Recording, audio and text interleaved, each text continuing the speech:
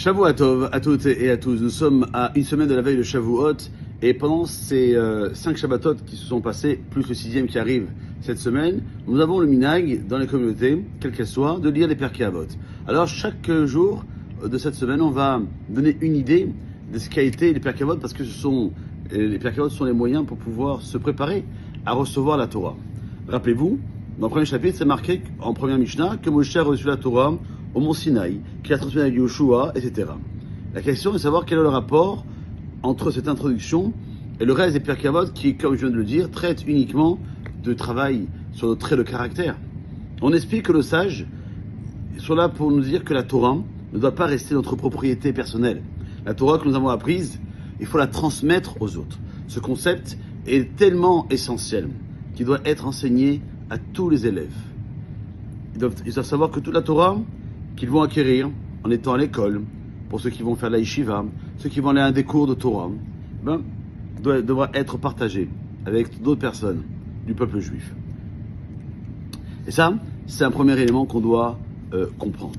Le deuxième, c'est que la Mishnah, plus tard, dans le chapitre 2, dira que la journée est courte et le travail est grand, et le maître de maison, en parlant d'Akadosh Baruch Hu, nous presse.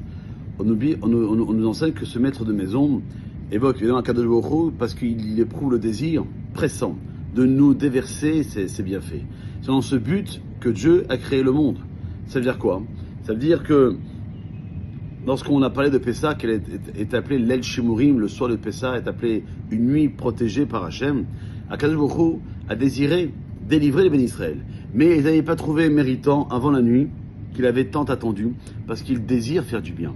De même, on doit s'efforcer d'accomplir autant que possible, car Dieu, le maître de la maison, nous presse. Il attend impatiemment le moment où il pourra nous prodiguer sa bonté et récompenser chaque personne pour le niveau spirituel qu'elle s'est efforcée d'atteindre.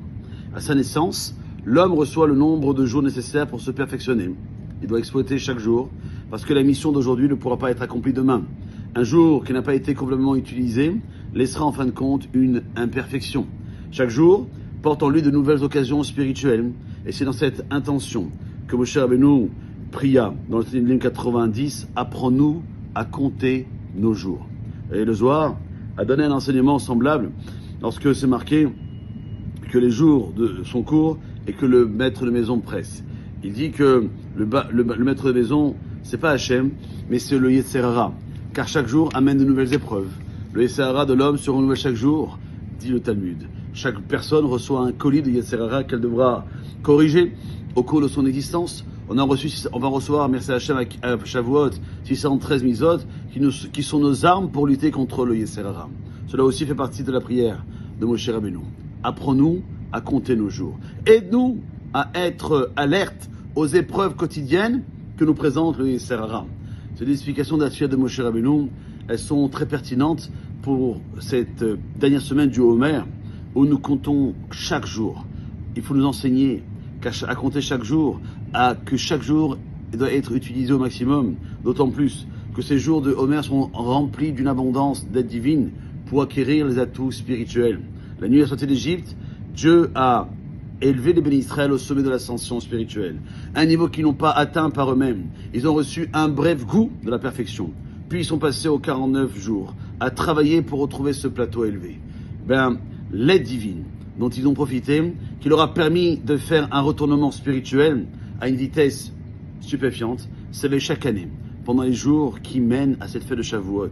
Et on est dit que chaque jour de la Sphira du conte du Homer, les bénis Israël sont entrés en possession de l'une des 48 qualités par lesquelles les Pirkei Avot de cette semaine, chapitre 6, Mishnah 6, nous montrera comment on doit acquérir la Torah.